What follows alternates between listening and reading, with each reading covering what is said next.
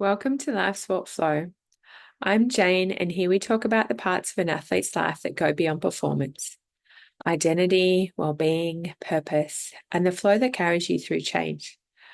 I'm really glad you've joined me here today. There's a voice that shows up when the stakes are high, when we make a mistake, when we're about to step into something that matters. Most of us know it well. It questions whether we're good enough, it replays the error, it compares us to other people in the room. And most people try to silence it, push through it, override it with positive self-talk. But what if that's not the most useful response? What if that voice isn't the problem, but instead a signal worth exploring? Here's what I've come to learn over time, and more than likely will continue to learn, both through research and through my own experience. We don't just have one inner voice. And in this episode, I want to explore two of them: the autopilot voice and the true voice. Learning to tell them apart is where the real work begins. The first is what I call the autopilot voice. This is the voice that formed early in environments where performance mattered, where mistakes had consequences, where being good enough felt like a condition of belonging. The autopilot voice learned to anticipate criticism before it arrived, to push hard enough to avoid failure, to stay small enough to stay safe. And here's an important reframe. It can form for a number of reasons. It is often trying to protect us or to keep us from performing, belonging, or staying safe in some way. The autopilot voice isn't a character flaw. It isn't weakness. It is a response, a learned pattern that made sense in a particular context at a particular time. And one of the things about autopilot, it often runs beneath awareness. It doesn't wait to be invited.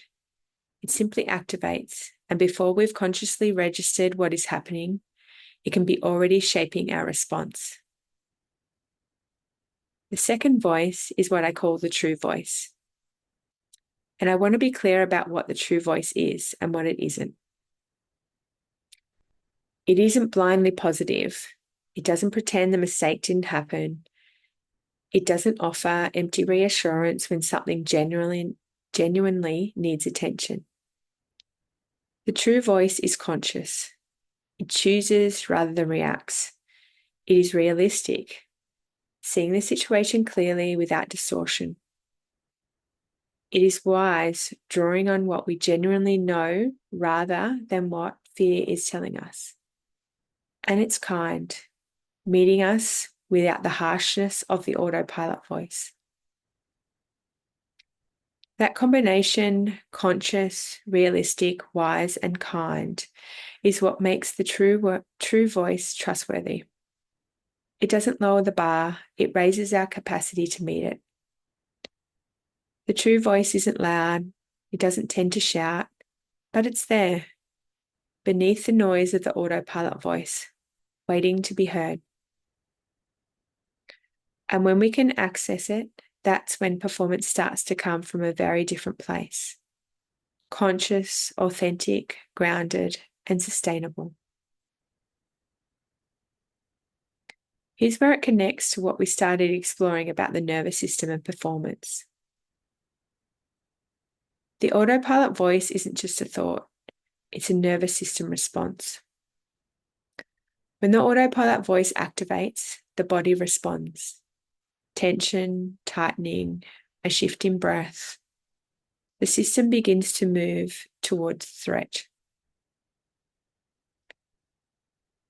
And from that state, thinking can narrow, creativity can reduce, risk-taking can feel dangerous. Connection with teammates or colleagues can feel harder. The autopilot voice and the nervous system are in connection or in conversation, moment to moment. And most of the time, that conversation is happening beneath our conscious awareness.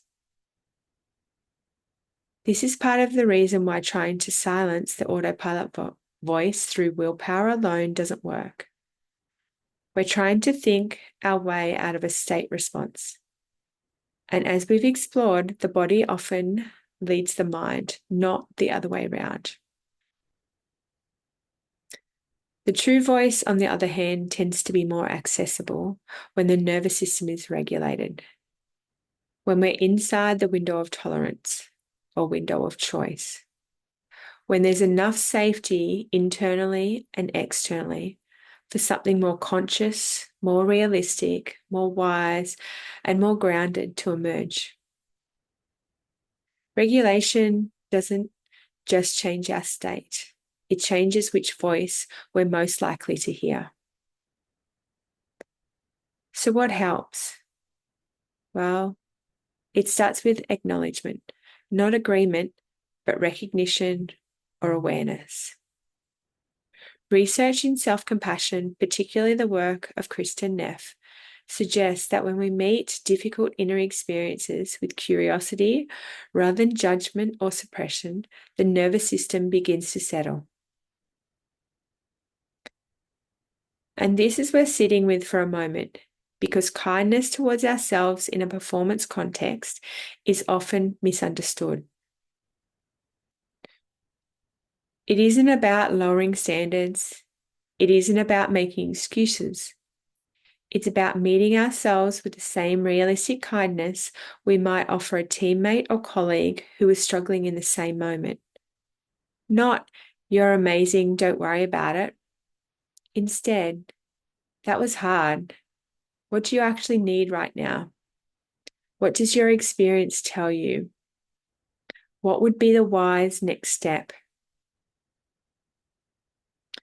That shift from harsh self-judgment to curious, realistic acknowledgement can begin to change the conversation between the autopilot voice and the nervous system. Dan Siegel calls this name it to tame it.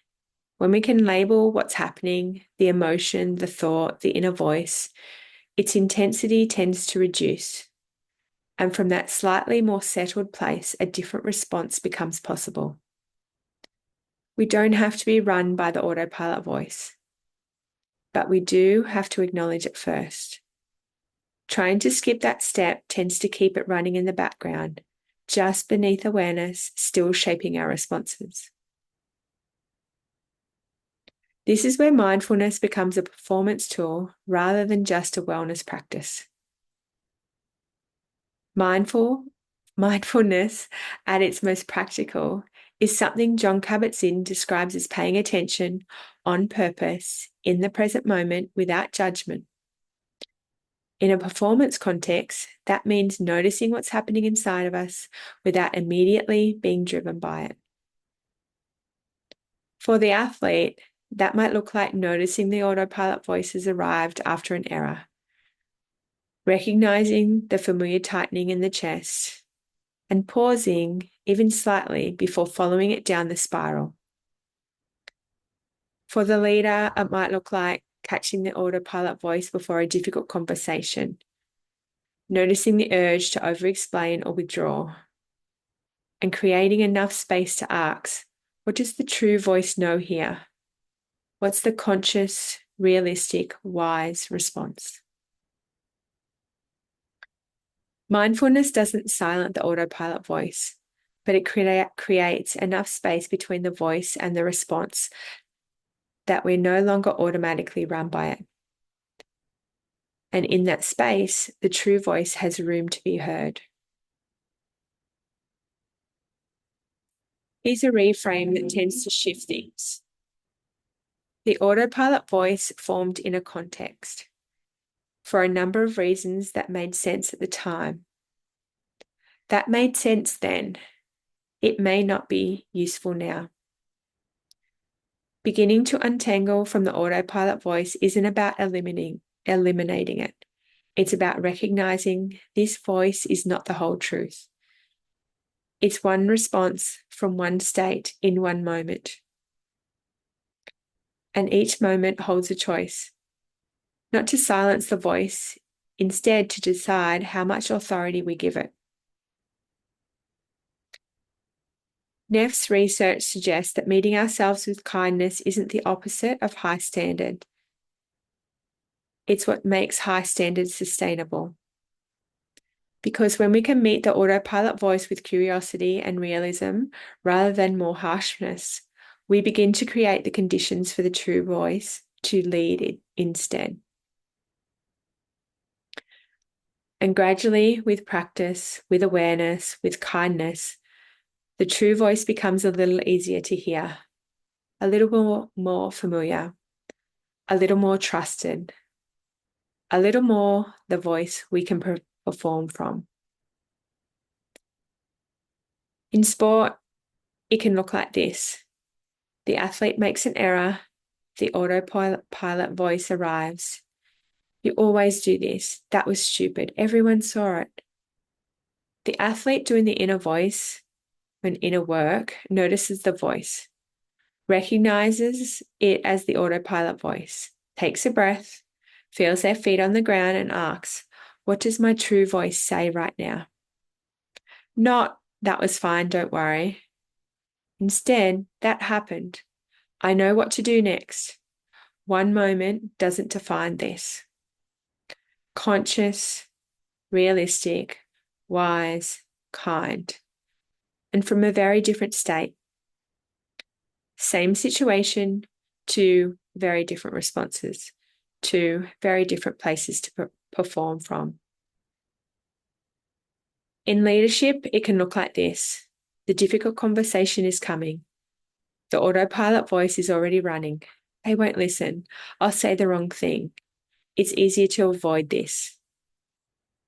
The leader doing this inner work notices the pattern, acknowledges the autopilot voice without following it, and asks, what does my true voice know here?